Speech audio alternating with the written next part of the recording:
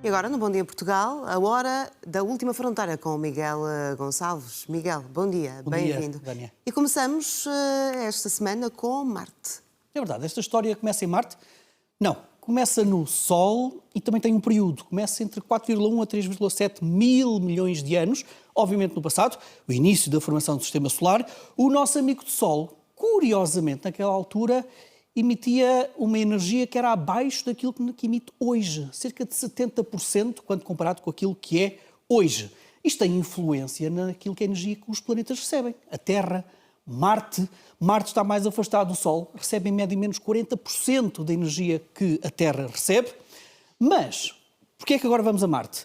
Porque nós temos cada vez mais provas evidentes. Naquela altura, 4,1, 3,7 mil milhões de anos, Marte tinha oceanos e lagos muito vastos na sua superfície. Quer dizer que a temperatura de Marte tinha que estar acima da temperatura de congelação da água. Tinha que ser um planeta relativamente quente. Ora bem, Vânia, como é que ele podia ser quente numa altura em que o Sol era mais fraco, estando Marte ainda mais distante do Sol do que está a Terra? Ora, se calhar, esta transformação que nós estamos aqui a ver, nós hoje conhecemos o planeta Marte como um planeta vermelho, mas na altura era o planeta azul, cheio de água. Como? Se calhar com isto, nós estamos aqui a ver nestas imagens, a química da sua atmosfera. Uma equipa de astrónomos decidiu perguntar, será que o peróxido de hidrogênio, H2O2, é a resposta química para uma atmosfera de Marte mais quentinha, que permite que o planeta seja mais quente naquela altura, no início da formação de Marte, quando Marte ainda era um bebê? O que eles fizeram foi simular como é que seria uma atmosfera de Marte cheia de peróxido de oxigênio, que por acaso até se dá muito bem com o dióxido de carbono, que nós conhecemos na Terra como sendo fundamental para um efeito de estufa. E então o que eles fizeram foram simulações. O peróxido de hidrogênio ajuda ou não ajuda a ter um Marte quente? Resposta: não, nem por isso. O peróxido de hidrogênio não pode ser aquele elemento químico que ajuda a ter um Marte mais quentinho.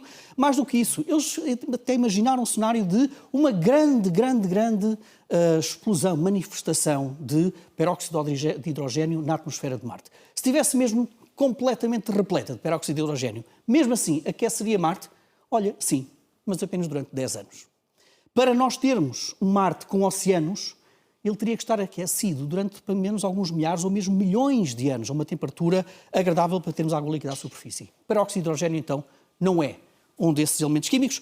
Os cientistas dizem que temos que estudar outros elementos químicos. Porquê é que Marte é um provocador, Vânia? Porque nesta semana, em que sabemos que o peróxido de hidrogênio não ajuda para um Marte quente, temos outro estudo científico que diz que, não, nós temos cada vez mais provas geológicas de que naquele período, 4,1 a 3,7 mil milhões de anos, Marte era aquilo que nós tínhamos visto ali há bocado, mesmo coberto de água. A atmosfera tinha que ter uma constituição química que permitia ter um Marte quente. Vamos andar então todos à procura, mais uma vez, tentar perceber qual era a atmosfera do Marte ancestral. Miguel, e agora um exoplaneta com dupla cauda mortal. Tu vais explicar, obviamente, o que é que quer dizer este palavrão gigante. É mais uma história de uma atmosfera. Entendem. É mais uma história da atmosfera. Nós vamos para um exoplaneta, ou seja, um planeta que orbita outra estrela que não o Sol. É um planeta ligeiramente maior do que Júpiter, que o nosso Júpiter, ligeiramente mais maciço que o próprio Júpiter. Nesta animação que nós estamos aqui a ver, olha, temos ali do lado esquerdo uma cauda. É verdade. Agora, a descoberta relacionada com este exoplaneta é que não havia uma, são mesmo duas caudas, como mostra esta ilustração, que este exoplaneta tem. Olha, este exoplaneta orbita muito próximo da sua estrela. A duração de um ano na Terra é de 365 dias, aproximadamente. A duração de um ano neste planeta é de aproximadamente 39 horas. Ou seja, ele orbita muito próximo da sua estrela, faz com que tenha uma temperatura à superfície, para teres uma pequena ideia, cerca de 2070 graus, sim, é bastante quentinho, e este novo estudo, feito pelo James Webb, telescópio espacial James Webb, analisou precisamente como é que é o comportamento da atmosfera ao longo dos 39 horas que demora a girar à volta da sua estrela. Então descobriu o seguinte: a atmosfera deste exoplaneta está a ser sugada autenticamente pela gravidade, e não pelo vento da sua estrela, mas pela gravidade da sua própria estrela, formando aquelas duas caudas que vimos ali naquela ilustração de hélio. Há uma cauda na direção da própria estrela, para teres uma ideia, está a conseguir retirar o hélio da atmosfera deste exoplaneta à velocidade de 90 km por segundo, mas também tem uma outra cauda na direção oposta da sua estrela, também com alguns quilómetros por segundo, o que faz com que este exoplaneta esteja vai ter uma vida um bocadinho complicada, porque a sua estrela, com a sua gravidade, a sua estrela está a retirar este hélio, e não é apenas o hélio, é o hélio e outros componentes da própria atmosfera a uma taxa absolutamente absurda. É a primeira vez que nós vimos isto a acontecer no exoplaneta durante toda a duração do seu ano, que neste caso são cerca de 39 horas, aliás. E, portanto, o que os astrónomos dizem é que, se calhar, isto até é muito mais comum do que aquilo que nós conhecemos nos exoplanetas, nos sistemas planetários jovens, porque este também é um fator muito interessante.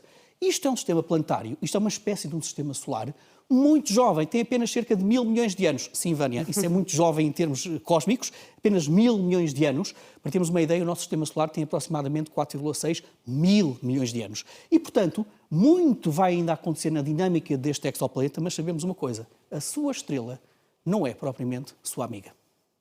E agora, Miguel, a tua sugestão, fica aqui a sugestão para quem quer explorar durante a semana. Porque é uma história triste, por acaso é uma história muito triste. Nós vamos ver a imagem de o CEO de uma empresa da Califórnia, aqui está, da empresa Reflect Orbital, e que anunciou nestas semanas que conseguiu não só já angariar 20 milhões de dólares, como em abril deste ano vai já colocar o seu primeiro espelho refletor de energia do Sol.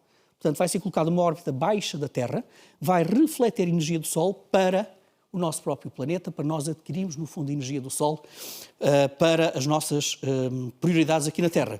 O problema de tudo isto, como podes imaginar, os astrónomos estão fulos com tudo isto. O plano empresarial implica colocar cerca de 4.000 destes espelhos no céu. Para teres uma pequena ideia, Vânia, cada um destes espelhos, quando estiver todo iluminado, terá uma luminosidade 4 vezes superior à Lua cheia. 4 vezes superior à Lua cheia. Eles dizem que, quando isto estiver tudo a funcionar às mil maravilhas, o retorno do investimento é feito em apenas 1 ano, 1 a 4 anos no máximo, e pode ser uma solução energética para o nosso planeta. Atenção que isto, do ponto de vista tecnológico da engenharia, ainda tem muitos problemas para resolver, e eventualmente pode ser uma solução, mas entramos aqui neste paradoxo, Vânia, muito, muito complicado de gerir, que é, por um lado, pode ser uma solução ambiental? Pode. Vai destruir muito daquilo que é feito pela astronomia a partir da superfície? Sem dúvida alguma. São 4.000 satélites, o primeiro já lançado em 2026, e não há nenhuma regulamentação internacional para regular este tipo de aventuras empresariais. E Miguel, é assim que terminamos a Última Fronteira deste domingo com esta sugestão. Muito obrigada. Obrigado, Vânia. Uma boa semana. Obrigado, igualmente.